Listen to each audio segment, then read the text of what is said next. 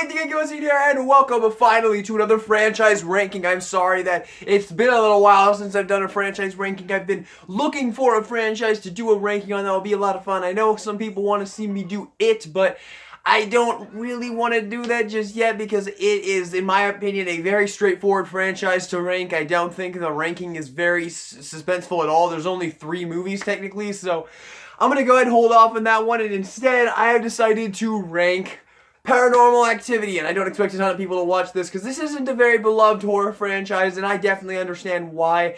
This franchise, in my opinion, was never able to recapture what the first movie did, because I'll spoil right off the front.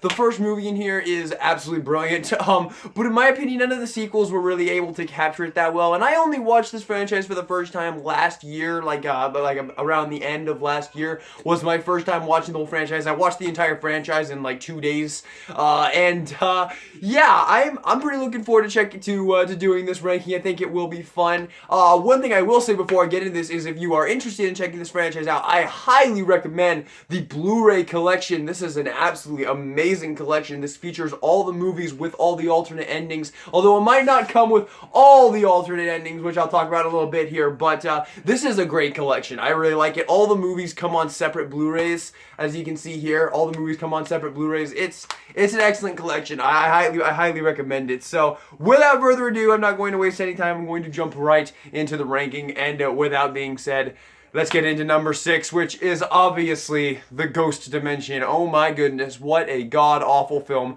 I'm going to be honest with you. I am not going to hide this. I am not going to pretend like I'm not going to pretend otherwise. I didn't finish this movie. I started watching this movie and I got to the part where the girl's wall opens up and there's the portal there, and then it cuts, and I was like, fuck this, I'm done with this movie. I'm done with this train wreck. This has not done a single thing that interests me in the slightest. Nothing has happened that has been even slightly interesting to me. And from what I have seen, because I have kind of watched clips of the last scene, I didn't miss anything because apparently in the last scene they show Toby finally, and his appearance is incredibly stupid and he looks generic and dumb, and yeah, that's all I really have to say about Ghost Dimension. It's a bad movie. Don't watch it. But the rest of these movies, I definitely have some things to say, and I definitely finished all of them. So, getting into number 5 is Paranormal Activity Part 4. This one didn't do anything for me. It was a very boring, generic horror film. It didn't really capture anything that the first 3 did at all in the slightest. It's a kind of a spin-off movie because it's not exactly a spin-off movie because because Katie and Hunter are still there from the original trilogy, but they now follow the neighbor of Katie and Hunter and what's going on with them, and it ends up going pretty wrong for them for just about no reason. Just basically they were in the way of Katie and Hunter and Toby. Yeah, and in my opinion, it just wasn't interesting at all. The characters weren't interesting. The lead is not bad. The chick, she was in the Pokemon movie with Ryan Reynolds. I forget. It was actually a pretty good movie. I enjoyed it, but I saw it with my sister and I enjoyed it. But yeah, it's that chick, and she's okay. She's overall okay. She's acceptable. She does a good job. Her boyfriend is actually incredibly entertaining. I think he's actually the best part. He's very funny. He's entertaining. He was about the only thing about this movie that is entertaining.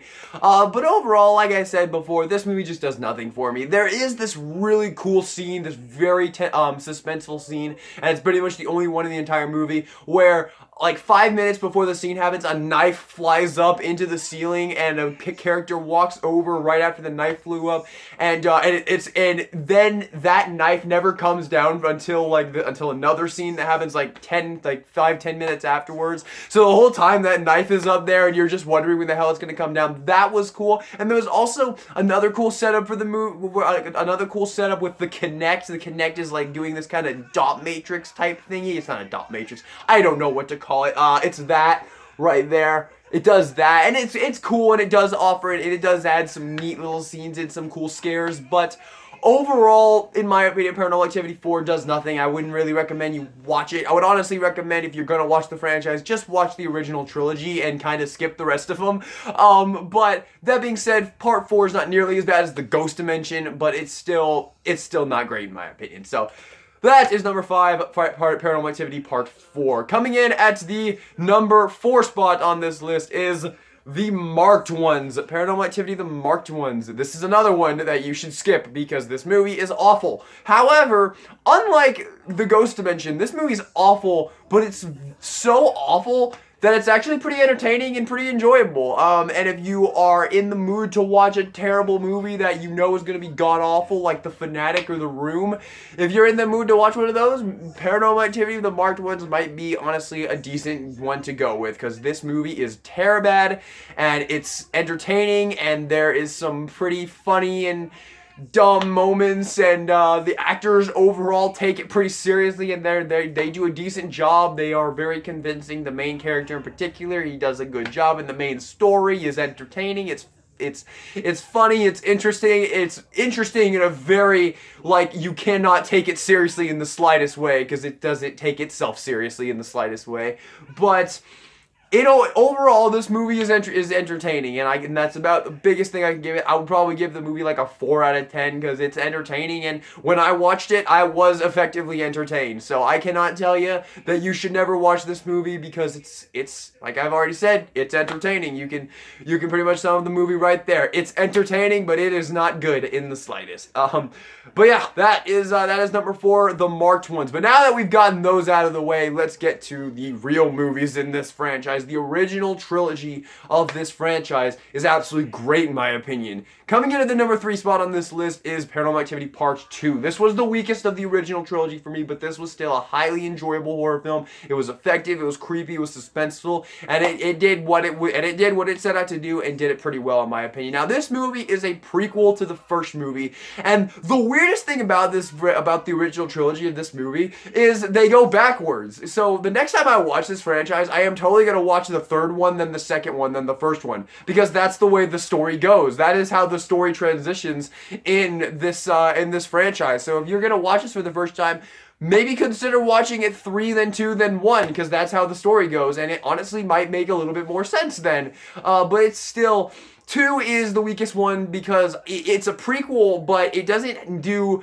I'll spoil right off the bat. 3, I really enjoyed I enjoyed the hell out of 3 because 3 did a lot of things right. It created a lot of very suspenseful scenes, and it was very creepy and effective, and the characters were great. And that does not really transition in. That does not. And Part 2 does not have that same thing. The characters aren't great. You don't really care for any of them, honestly. The best character is the daughter. The daughter is pretty good, and the actress does a great job. She's easily the best part of the movie. But Christy and her husband, they're both pretty unlikable. I don't really care about either of them, and the scares in this movie are very much recycled from the first movie. The third one creates new scares, and it does it very effectively, but the second one, it really just recycles the same scares from the first one, and in my opinion, it doesn't really do anything. I will say, though, the scene when the prolonged scene when Christy gets dragged out of the bed and all the way down the stairs, and she's, like, holding onto the stairs, and her legs are just flailing off and, like, being pulled as if something is definitely pulling her, and then she gets dragged into the closet, and the closet door just slams behind her. That scene creeped me out. That scene was effective. That was a cool scene, but that was about the only scare in this entire movie that got me. That being said, it was still enjoyable. It was still an enjoyable horror film, and while it didn't scare me or creep me out in the slightest, except for that one scene, it still did its job good. It was interesting. I did not feel bored while watching it. It was enjoyable, and going straight from the first movie to this one was a lot of fun. I watched the first one with my mother for the first time last year, like I said, and I enjoyed the hell out of it. And she doesn't care for the sequel. She loves the first one, but she doesn't care for the sequel. So I immediately went to the second one because I enjoyed the first one so much. And overall, it did not fall flat for me. I enjoyed it. It was fun. But it did not do nearly as effective as a job as Part 3 did, and certainly not nearly as effective as Part 1. But one more thing I will say about Part 2 that I think is a little bit more of a negative than a positive is the way they set this one up with the found footage is a little ridiculous. It starts out with there's a a burglary, like their house gets robbed, and they only take some tapes, which ties into the third movie, but they also take some like a necklace, and the necklace is never brought up again. I actually happen to be wearing a necklace, my Kill la Kill necklace. I fucking love Kill la Kill. Don't judge. But yes, they take a necklace, and that's never brought up ever again, that a necklace was stolen, and that definitely could have worked into the story somehow. They could have made something about that and made the necklace somewhat important, but they didn't. It's never brought up ever again. So that is part 2. I think it's the third best in the franchise. I think it's enjoyable, it's worth the watch, but it's definitely the weakest of the original trilogy. That being said, the last 2 movies in this franchise, I absolutely fucking loved. They were so entertaining and so creepy, and I enjoyed the hell out of them. Number 2, Paranormal Activity Part 3. This movie is awesome. I enjoyed the hell out of it. It's incredibly interesting. It's incredibly entertaining. It's creepy as hell.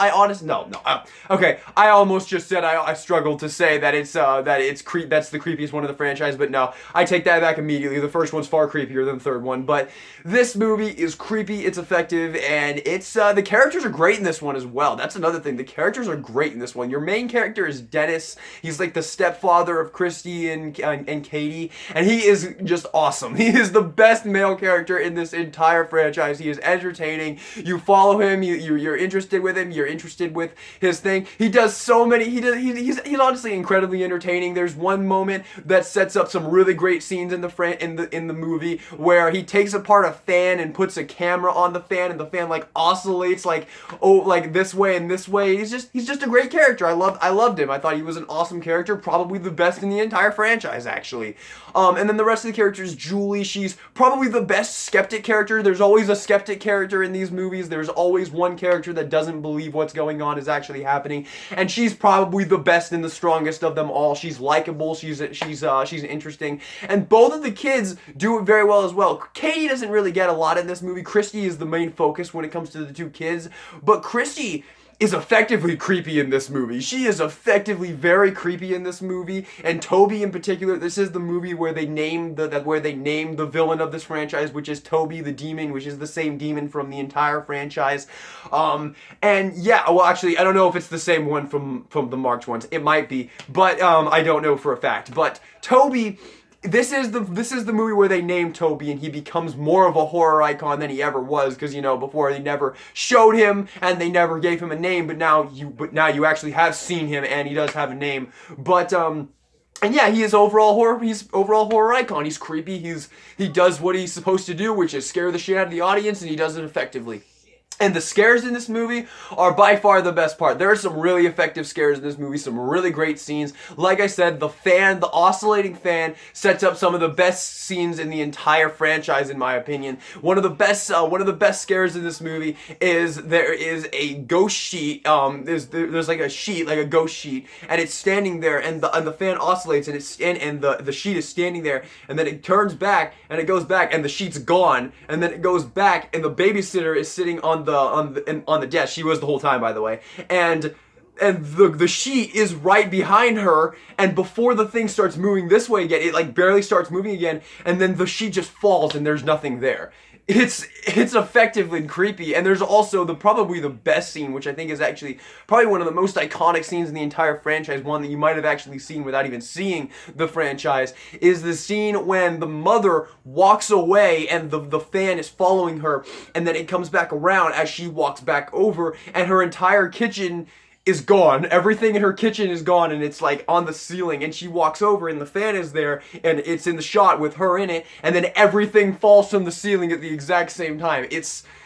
I actually struggle to. I'm sorry, I have Game Grumps going on in the background because I fucking love Game Grumps. But it's effective, it's creepy, and that scene is awesome because that's the scene where the mother's like, nope, I'm not a skeptic anymore. I totally believe my boyfriend, and I need to get the hell out of this house. And it's just a great scene. In my opinion, Paranormal Activity 3 was an absolutely excellent film. I enjoyed it. The end the end is the one thing I'm gonna complain about, which is why it's not as effective as part one for me. Because the end of this movie, it introduces the witchcraft thing, which is a huge plot line for the rest of the films, and it's not nearly as effective as it is with the first movie. Because the reason the first movie is so effective is because you don't get any explanation. You just kind of go with it. You know, you go with what you see in the movie. But in this movie, there's this big witchcraft thing, and then that transitions for the rest of the movie. It's small in this movie, like it doesn't take up a lot of the movie, but this is the first one where it's revealed in, and in my opinion, it detracts from the overall creepiness and scariness of the franchise, but still very good. And the ending is still creepy and effective when the grandmother breaks Dennis's back, and that's a rough thing to watch, but. Still, I enjoyed the hell out of Paranormal Activity Part 3. I thought it was enjoyable and entertaining and interesting. And yeah, it's definitely my second favorite of the franchise. But now that I have said that, let's of course get to the piece de resistance, the greatest film in this franchise, and I think probably one of the greatest horror films of the post-millennial decade, and post-millennial in general.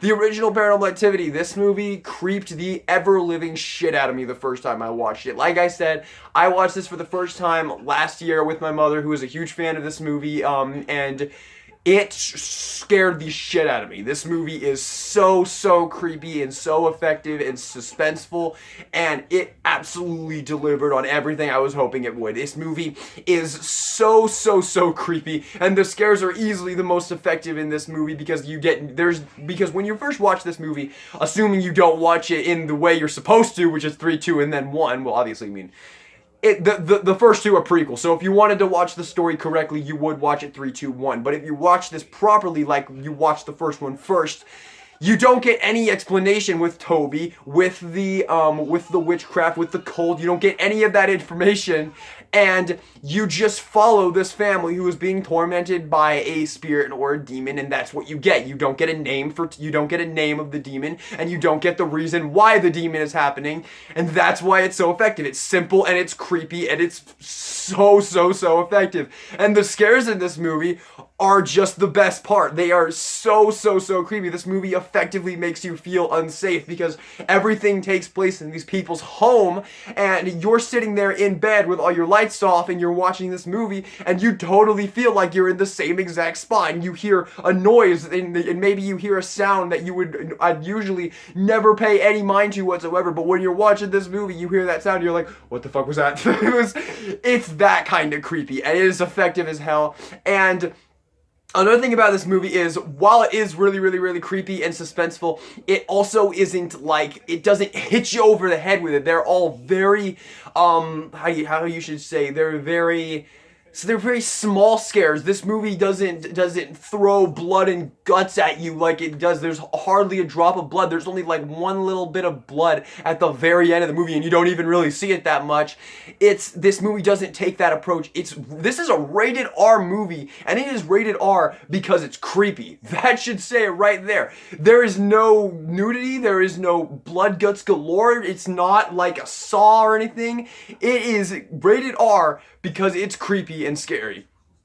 And I think that honestly sums it up, like, right there. But also, one more thing I want to talk about is the many endings of this movie, because I have apparently not even seen the original ending of this movie. Apparently, I have not even seen the original ending of the movie, which is when, after Mika's body gets thrown into the camera, apparently Katie walks in, sits on the bed, and sits there for 2 days until the cops show up, and she gets shot by the cops. That's apparently the original ending of this. I saw the other two endings. The ending I watched with my mother when we watched it the first time was the one where she walks into the room after she throws Mika's body into the camera, and she gets on the ground and her face like morphs into a demon face and zooms in on the camera. That, in my opinion, is the weakest ending. I don't care for that ending. My favorite ending, because, I haven't seen that one, and I am looking for a way to find it. Hopefully I can see it someday. But my favorite ending is the one when Mika's body gets thrown into the camera. She walks in with a knife, closes the door, and slits her throat. And that's how the movie ends. And that, if this movie didn't go the way it did by by transitioning on with Katie and not, going to something else and completely forgetting about Katie entirely, it would have been maybe a bit more effective, actually, because that ending is so concrete. It makes this entire story one story in this movie, and it makes it a lot creepier. And honestly, if you do ever watch this franchise, as much as I do like part 3, you might actually be better off just watching this movie and watching one of those other endings, not the one with the demon face, and just ending it there and just making it its own standalone movie, because it will probably be a lot more effective for you. The sequels don't ruin it, because the third one is great in my opinion, and the second one's also very good, but you honestly might be better off just watching it and stopping right after you see that. Either watching the original ending where she sits on the bed for 2 days, or watching the one which is my personal favorite, which is when she slits her throat and that's how the movie ends.